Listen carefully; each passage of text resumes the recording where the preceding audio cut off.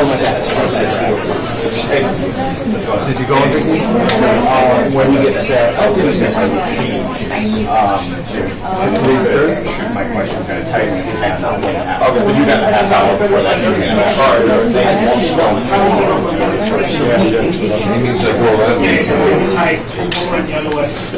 Okay, fine, no problem. I just want to read it.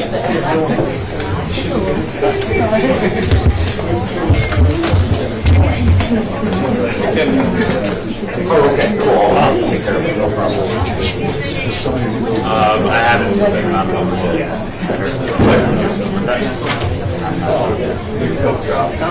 I only want to look at this with actually.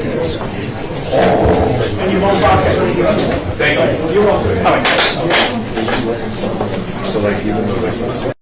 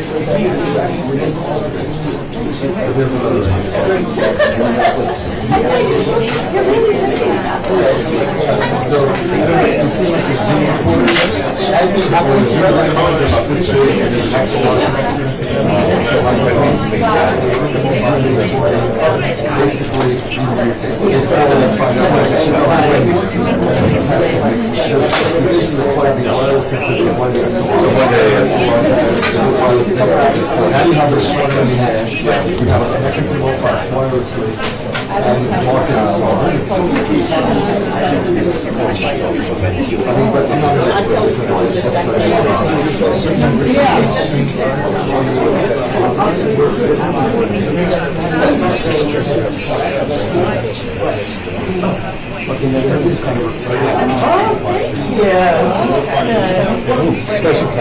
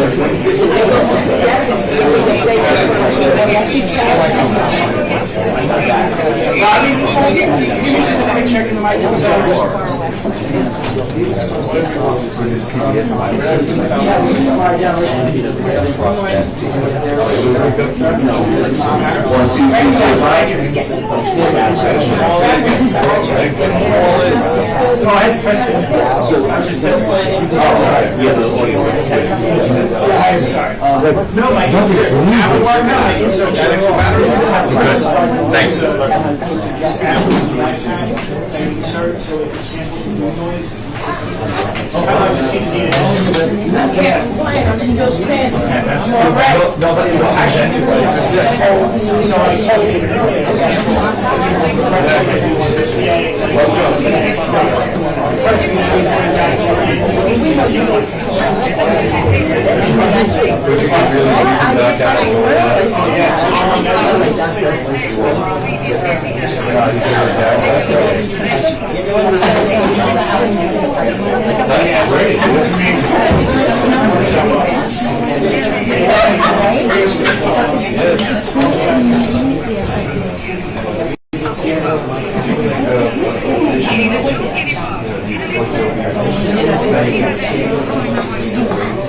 Yeah, that's fine. They keep it off. I just have to take your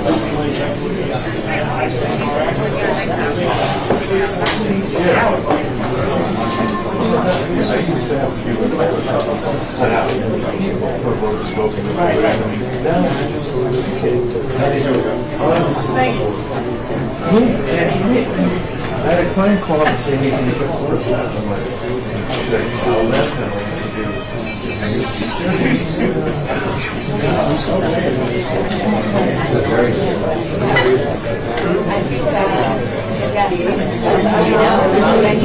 Well, I know.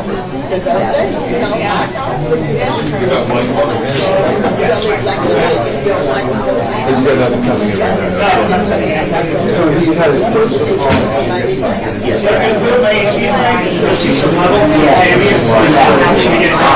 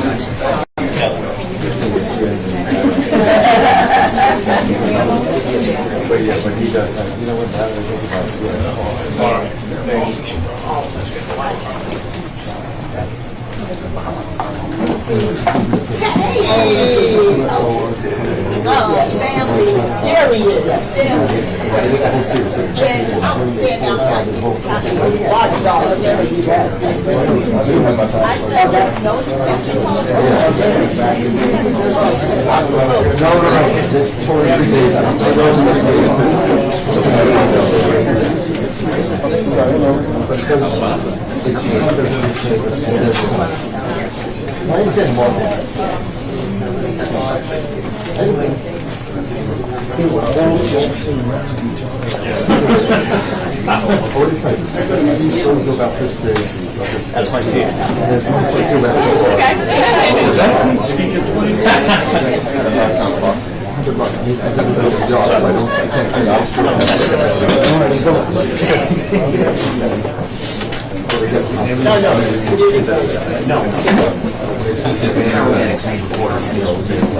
I didn't see the guy from the man. He comes in before the man comes out. Thank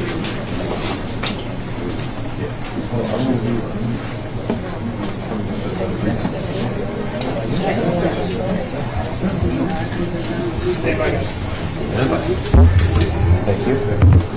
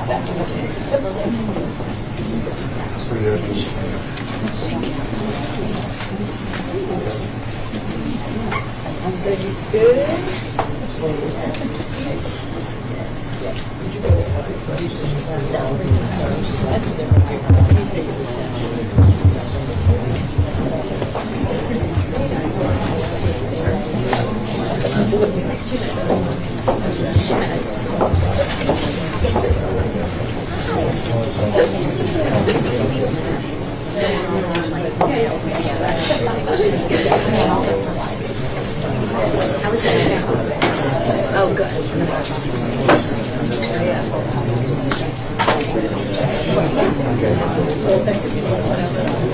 I love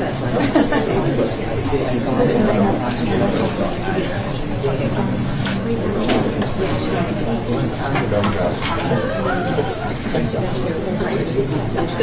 you're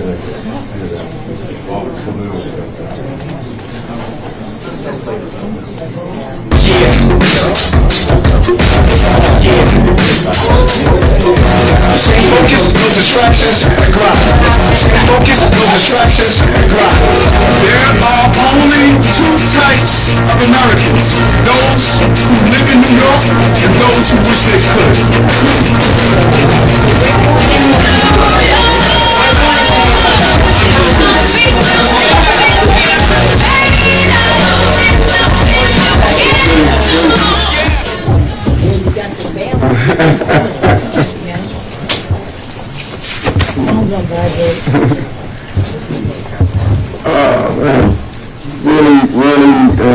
These are faces that are behind me that have been with us for so many years. They are unsung heroes during some very difficult moments. They have responded accordingly, and they are true New York heroes. It's really good seeing many of you. They have been the voices of just quality of life, because they are quality people. From our bodegas to our crisis management groups, to our religious leaders, to those who helped us learn the asylum seekers. Sheikh Musa is here, and just so many people who are here. And we want to thank them for joining us. And we were very clear. We have not wavered off our message from day one. Public safety is the prerequisite to prosperity. And we have said it over and over again, and the results are speaking for themselves. And so I really want to just thank them for joining us today, because every New Yorker deserves a safe place to raise their children and families. And nothing personifies that more than a quality of life, a safe and clean community. And our streets and sidewalks should be clean, well lit, and our families should be able to enjoy all of the activities that comes with a safe environment. And streets that are free from illegal activities, and where they are safe from gun violence and other crimes. Today, we're taking public safety to the next level with the creation of the new NYPD Quality of Life Division.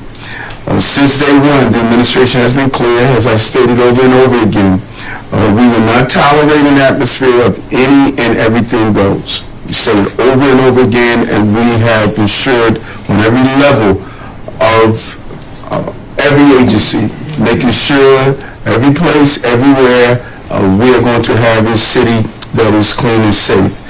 The Quality of Life Division will begin operations next Monday with a pilot program in 5 precincts and 1 housing PSA area.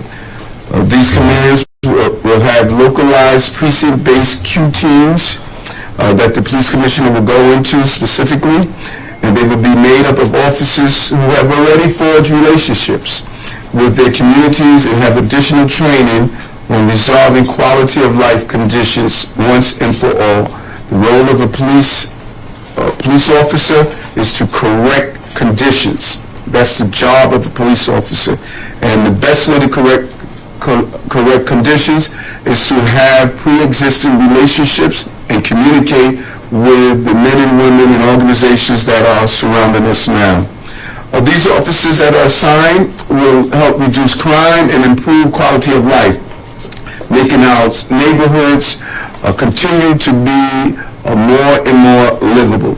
Issues like illegal vending, substance use, abandoned vehicles, illegal mopeds, and reckless driving and more have persisted for far too long. And we want to ensure that we move our city continue to move our city in the right direction. Our Q teams will be leading the line, working hand in hand with community to keep our neighborhoods safe and address these quality of life concerns. As part of this new division, we are launching QSTAT, a program modeled after ComStat.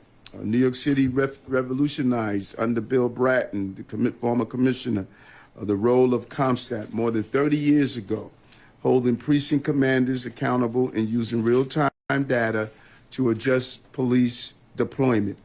This tried and true method has spread and is being tried all over the globe. And we are going to use the same recipe for success this time to address quality of life issues. QStat will help us track and tackle quality of life issues using real-time data and deployment. And today's announcement also builds on our recent achievement and success. I don't think it is being mentioned enough how well this police department is operating and the job that the commissioner is doing. We have had 5 straight quarters of decreasing crime since January 1st, 2024. If looking at a quarter representing 3 months, that's 15 straight months of decrease in crime. And we are shattering crime records. The first 3 months of this year saw the lowest number of shootings in recorded history. Since the start of modern crime tracking, there has never been this few number of shootings in any quarter in New York in any year. And you add that to removing 21,000 guns off our streets. Right. And just this year, 1,400 guns were removed off our street, including those that are ghost guns. New York City additionally saw the fewest number of murders and recorded his second fewest number of murders, the second fewest number of murders in recorded history. So this trend is continuing. Transit crime has also gone down by double digits in the first quarter for all boroughs that have subway service and was at the lowest level in recorded history, minus 1 year of the pandemic when no one was on the trains. We're moving in the right direction. The train has left the station and crime is not on it. Okay. I like that.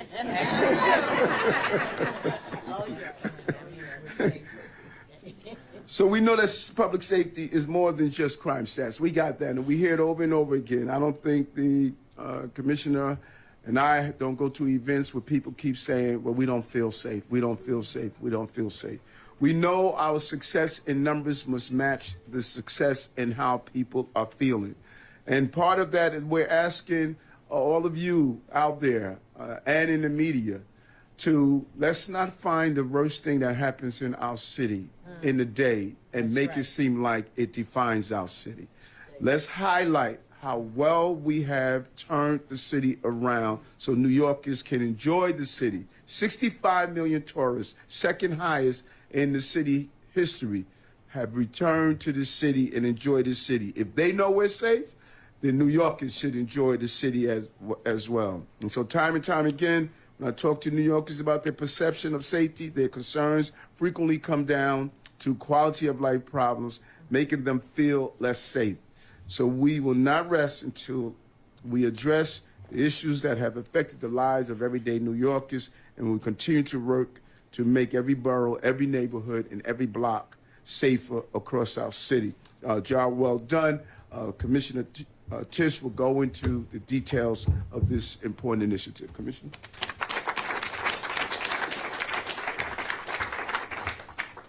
Thank you, Mayor Adams. And as always, thank you for your continued support, the men and women of the NYPD, and of the noble work that they do every day. This is an important day for New York City. This announcement has been a long time coming, but I'll admit it's a bit atypical because today, and this may sound strange coming from the police commissioner, is not about crime. Today is about improving the quality of life for everyday New Yorkers in their neighborhoods, on their blocks, and at their front doors. It's about addressing conditions that have plagued our communities for years, and finally having a consistent, coordinated plan at the local level to do something about it. Over the last quarter, the NYPD's work against crime and violence, as you just heard from the mayor, has been exceptional. Shootings at their lowest level ever, the second fewest homicides in recorded history, double-digit crime declines in our precincts, in our subways, and our housing developments. Your NYPD officers are doing an incredible job, and that should never go unnoticed. But New Yorkers are telling us that even as crime falls, that they still don't feel safe. So we're putting together a plan to address illegal parking, abandoned vehicles, homeless encampments, unreasonable noise, out-of-control scooters and e-bikes, open-air drug markets, and more. All of this, especially when it's compounded day after day, gives people the impression of chaos and disorder. It erodes our sense of public safety, and New Yorkers have had enough. Over the past 6 years, calls to 311 centered on quality of life issues have nearly doubled. From 2018 to 2024, complaints about panhandling are up over 2,000%. Calls about homeless encampments are up 500%. Illegal parking complaints are up 200%, and noise complaints have increased by over 100%. New Yorkers are frustrated, and they're pleading for our help. So we are here with Mayor Adams and community partners to tell them that the NYPD hears you. We understand the problem. And now, with the launch of the NYPD's new Quality of Life Division, we are reorganizing our department to address it. Starting on Monday, select officers will be assigned to specialized quality of life teams, or Q teams, and will respond to 311 complaints and address quality of life conditions in their precinct or PSA 7 days a week. They will coordinate with agency partners to resolve these issues efficiently and effectively. And team members have received additional training in the wide range of jobs that they'll handle every day. The 6 pilot commands will be the 40 precinct in the Bronx, the 6075 and PSA 1 in Brooklyn, the 101 in Queens, and here in the 13th precinct in Manhattan. After this pilot phase is complete, the initiative will expand citywide. The division will have a unified structure led by a new chief of quality of life who will report directly to the chief of department. The quality of life chief will oversee the division, manage analytics and administrative support, and coordinate borough-based citywide resources. And under this division, we are centralizing units such as our vehicle recovery team, our smoke shop task force, our encampment team, community link, and others. Each Q team will be supervised by a dedicated quality of life sergeant, and staffing will be guided by the command's CO. This initiative involves the reorganization of nearly 2,000 members of our department when it's fully rolled out. But I want to assure New Yorkers right away, this will not affect staffing associated with 911 emergency response. It is no secret that we're short on cops. Over the past several months, we've moved thousands of officers out of desk jobs and back to patrol, and that does help.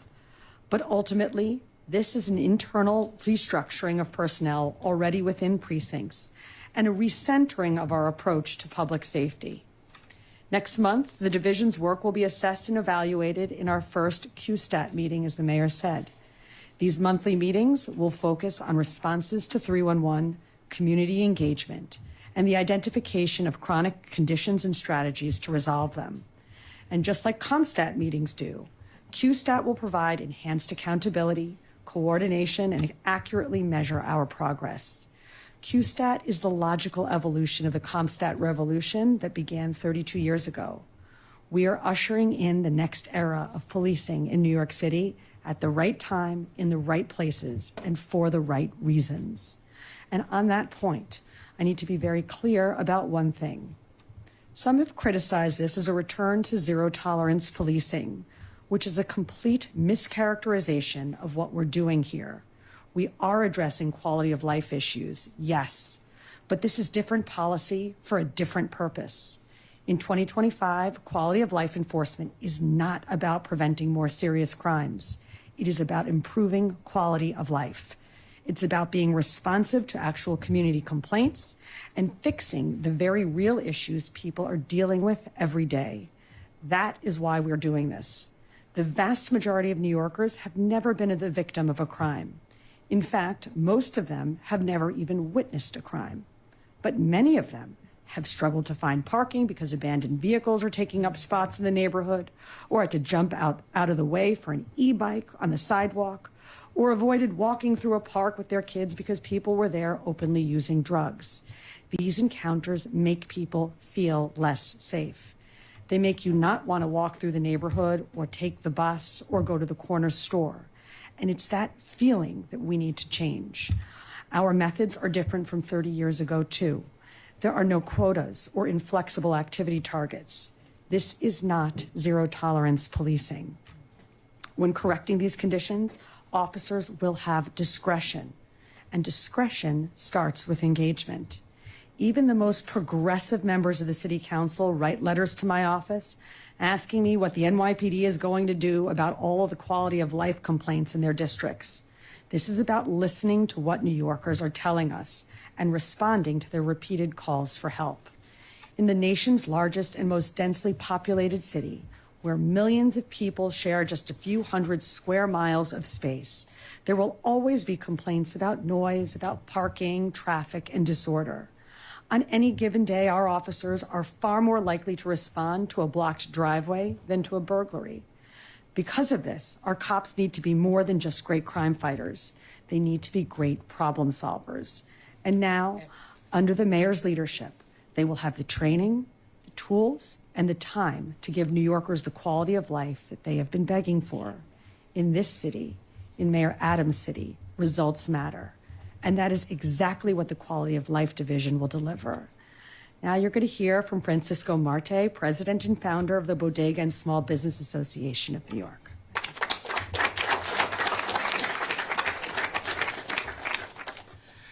Thank you, all of you, for being here.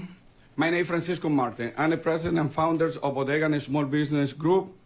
I moved to the Bronx when I was 19 years old. I opened my first store that was in the late 80s. During that time of violence, I had been shot 3 different times in my life, but I keep moving forward. And today, I advocate, along with my friends Radamé, for thousands of bodegas, beauty salon, barbershop, and beauty parlor. These small businesses are the fabric of our community. They hold together every neighborhood across the 5 boroughs. They keep our cities moving forward, and millions of New Yorkers rely on them every single day. Just like with every New Yorker, small business owners need our street and subway to be safe and the business to thrive. The work that Mayor Adams' administration has done since the day one that he drive the crime down hasn't gone unnoticed. And we know that because we be working hard before even he come to the mayors. Now, I know alone, and we say how grateful we are with the mayor and the police commissioner for being laser focused on delivering a safer city for all of our small business owners and the working families service.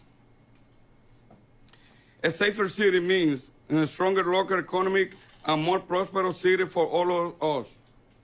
It is true that when I talk to the small business owners and I represent, I hear the same complaints. These are exactly what New York is experiencing too.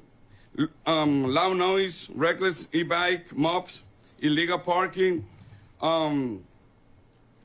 For too long, and the city government has ignored these quality of life complaints. But today, I'm thrilled with the Mayor Adams and the Police Commissioner Tish to tackling them head on. Now, not only addressing this complaint make our city safer and more livable, it will make New York feel safer too. Mayor Adams knows that he has been talking about how important not only being safe, but also feeling safe from the day one. And that's the most important thing, make the people feel safe, because we are improving the qualities life saving, but some people, they don't feel safe. That where we have to work on making the people feel safe. We want to feel safer, and this is the next step for that plan. This is going to go long way. So I want to thank Mayor Adams and the Police Commission Tish for this fighting for us. Thank you so much. Yeah, I think that, as we join here, also our brothers and sisters from United Bodegas of America, I think our bodegas are real indicators on how well we are doing as a city.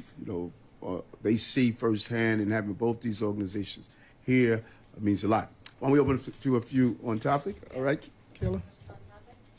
Yes, for the commissioner, what is the plan to either enforce or contain e-bikes, bicycles that just, zigzag everywhere, don't adhere to any sort of It's traffic? actually one of the largest pieces of feedback that I get from New Yorkers about e-bikes and scooters either out of control or up on the sidewalk.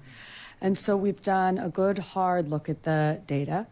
We've looked for where we're seeing the most complaints, where we're seeing the most collisions, where we're seeing the most injuries. And we are deploying our officers accordingly to those corridors to do a major crackdown on this issue. And I want to be very clear that the quality of life teams are a part of that crackdown. We are going to have, with these Q teams, dedicated officers in all precincts at all hours of the day. Well, starting with the first 6 pilot commands, at all hours of the day, focused on these types of quality of life issues that New Yorkers are telling us that they want addressed. Will they physically stop the bikes? I mean, how do you? So enforcement is different depending on what the condition is. But yes, in some circumstances, they will be stopping the bikes and they will be deployed in corridors where we're seeing the most reports of issues with out of control e-bikes and scooters. Commissioner Fix, can you explain some of the specialized training to address some of these things that are not always? Yeah, so the Q teams are going to be, as I mentioned, responsible for addressing a whole host of issues that are very different than traditional crime fighting. So, for example, with noise complaints, how you use noise meters. With abandoned vehicles, how you work with the roto vendors to get the cars removed, what sorts of paperwork you have to fill out. They are getting a real deep dive focused training on how to address the very specific quality of life issues that are challenging their commands. And I want to also be clear that quality of life issues tend to vary from precinct to precinct.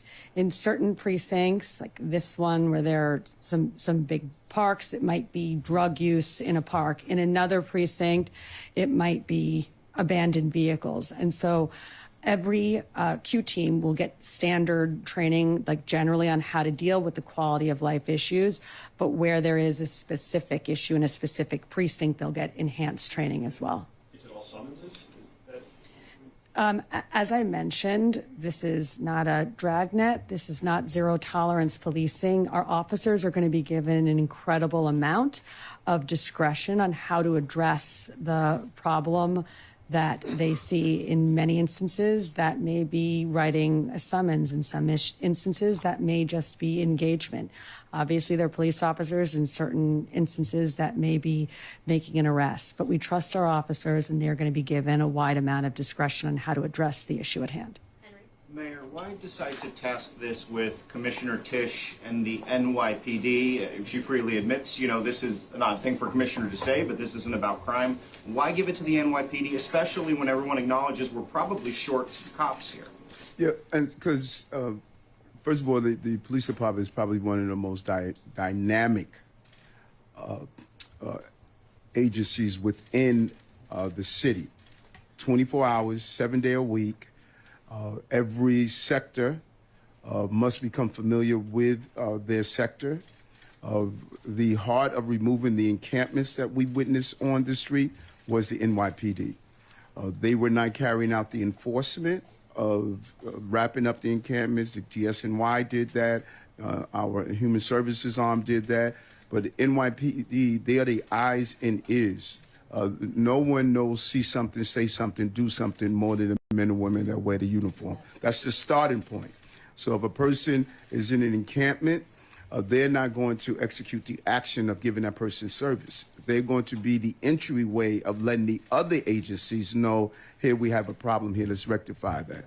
And there, during my days of policing, you had street conditions. We were reporting problems we saw, hazardous conditions in our precinct boundaries. So there's no greater starting point for the department than the New York City Police Department, or for the city, the New York City Police Department, they identify a condition, and some of those conditions are going to go beyond their scope of addressing. Other agencies must address that, and that's part of the whole QSTAT, is to make sure the other agencies are stepping up and doing their job. We had a condition I was on, we were in the Bronx, there was a condition where a group of people were partying late at night, keeping up neighbors, drinking, drag racing. Once it came to our attention, we were able to go there and execute a real plan to address it. But the precinct sector was responsible for constantly monitoring that condition. So this is a perfect fit, and there's not a better fit to do than start with the New York City Police Department. Commissioner, if I can ask you about one specific quality of life issue. One of the most tragic and I think scary thing for most New Yorkers is encountering an emotionally disturbed person. I think that's probably what's scaring most New Yorkers right now, particularly on the subway. So talk to me about how you can address that specific issue, because I think when people think quality of life, they think about that very scary situation. Absolutely. And we recently announced that we are providing completely new overhauled training to every member of the service at the NYPD and how to address that very issue when they have police encounters with emotionally disturbed persons. We are starting with our academy class that is in right now. This is highly tactical training, not just the background on mental illness or mental health crisis, but how our officers should approach and handle situations when they encounter people suffering from severe mental illness. And I also want to mention on the last question that you asked the mayor, it is not just the New York City Police Department that is engaged in quality of life enforcement in New York City. Virtually every agency in the city has a role to play. As you know, previously I served as sanitation commissioner, and there we dealt with quality of life concerns all the time. They were different: dirty street, dirty sidewalk, trash left out early, things that people call 311 to complain about. And one of the early things that the mayor tasked all agency commissioners with doing was developing a CompStat-like approach to quality of life issues. We did that at the Department of Sanitation, and this QStat that we are rolling out here at the NYPD is just a continuation of that. So I don't want to give the impression that the NYPD will be handling every single quality of life issue that people call 311 about. We will be the eyes and ears and obviously work with agency partners to address concerns as appropriate. Commissioner, how will you measure success, and what guardrails will be in place to avoid some of what we've heard in the past with critics, that this is policing by numbers or a pretext to conduct a stop and search? So the CompStat book, Rocco, which we've had for over 30 years in New York City, looks at the 7 major crimes. And it goes through the numbers. What were the numbers last year? What are the numbers this year? 7-day period, 28-day period, year-to-date period. We're doing the same thing with our quality of life stuff that comes in through 311. So how many calls did we get, for example, for abandoned vehicles last year versus this year, in the 7-day period, in the 28-day period, in the year-to-date period? So it is very much modeled after the CompStat book, but instead will be driven by the numbers from 311. As far as the guardrails that might be in place to avoid policing by numbers, so to speak? Yeah, so in this initiative, as I mentioned previously, there are no quotas. There are no activity targets. Our Q teams will be managed by sergeants focused on quality of life who will report to the special operations lieutenant in the precinct. And then ultimately, all of that work will be overseen by a new citywide chief of quality of life. The idea here is to put focus on it, to give a division responsibility and ownership of it, to oversee it, and we believe that that is how we are going to drive results rather than based on just looking at numbers. Last question. On top. Good morning, Commissioner. What does this mean for the CRT teams, which were obviously taking the lead on this issue? Is the CRT being disbanded? If so, when? If not, how are their duties going to change given this initiative? And also, are the Q teams, are they going to be wearing special uniform, khaki pants, or anything like that? No special uniform at this time for the quality of life teams, but it's a good question that you raise. CRT has been, the community response teams have been responsive to community concerns. Oftentimes, those concerns that they're responsive to are related to have some nexus to violence. So it could be gun violence or robbery patterns on scooters, stolen vehicles, things that the precinct or the borough is hearing from the community, but oftentimes what CRT is called to have a real nexus to violence. The Q teams, obviously they may have to deal with violence, but the things that we're talking about with the Q teams are very much driven by 311, i.e. reports of non-violent issues. And that's how to distinguish the two. Great. Thank you guys so much.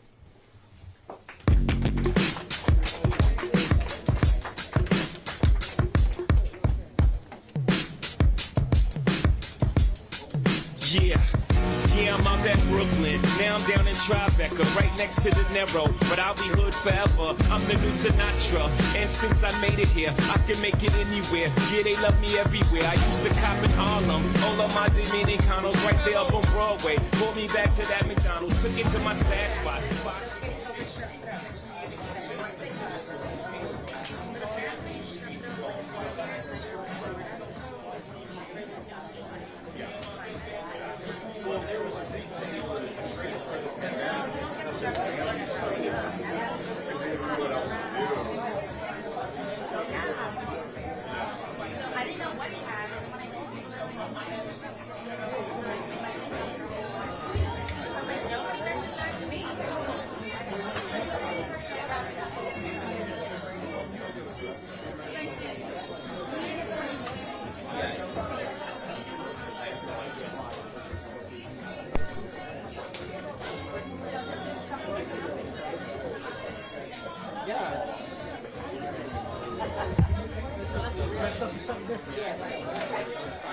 Anyway, I'm sorry, can you show me? You know, I saw you at the party. I just wanted to came about.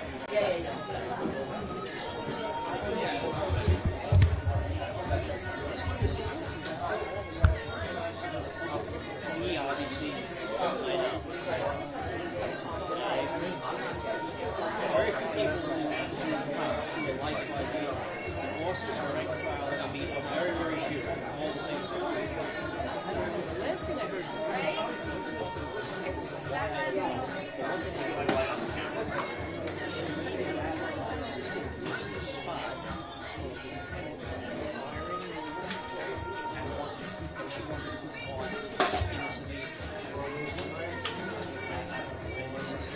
I didn't want to call the call that night. I just I mean, he'll be fine, but it really, like, it wasn't like a command on or sword. You know, some people see it as like a so-and-so appointee, that he's a little Kelly, she's a little. This was not like that.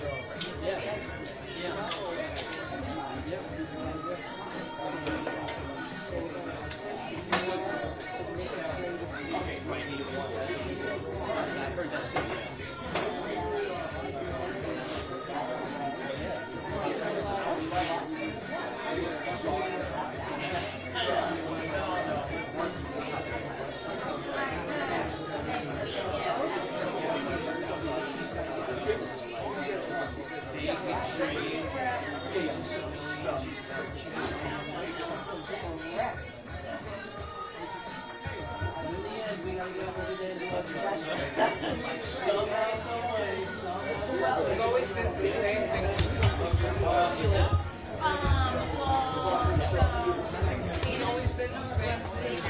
Maybe there's something to it.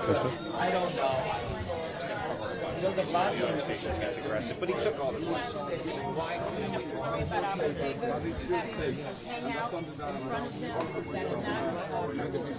What's happening is the industrial business zones.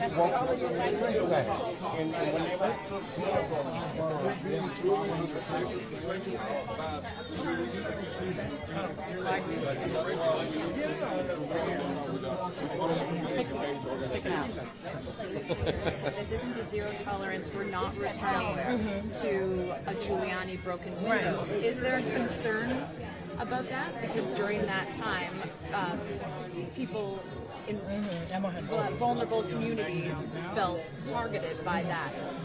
Now, Commissioner Tish said that that isn't this program. She said that's not what this is. I heard it loud and clear that this program dealing with quality of life issues is not to target people or to profile. And I like to make sure that it's not, I love that those are her words. We need to make sure that that translates to the officers who are actually in the street doing the work. So the good intent, great intent here, and I love it, and I'm hoping that that's how it plays out. I just finished speaking to one of the commissioners on community affairs, and I expressed that concern that we want to make sure that it trickles down, that because you have access and because you can use your best judgment as an officer, that it's done in a fair way, it's done in a way that engages the community to not tear down relationships, but to build up relationships. So we want it to just work all the way around for the community. And you said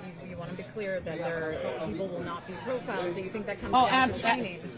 Absolutely. So one of the things that we know is there are a lot of new officers coming in because there is a shortage of officers. So officers coming in, getting ready to preparing to do this work and go into the street, we want to make sure even old or new officers are properly trained about engagement, community engagement, knowing who's in your community, who are the community leaders, who are the people that you can talk to. And every leader is not a leader like me. Some people are leaders because they've been there 30 and 40 years and they know everyone and they can help quell a situation and make it more balanced, as opposed to police coming in full force, and it could be a smaller issue that can be taken care of by the community. So it's important that the officers know the work, they know how to execute the work, and they also know how to be fair in the community, so we don't leave the community in trauma because the police are handling quality of life issues. We want it just like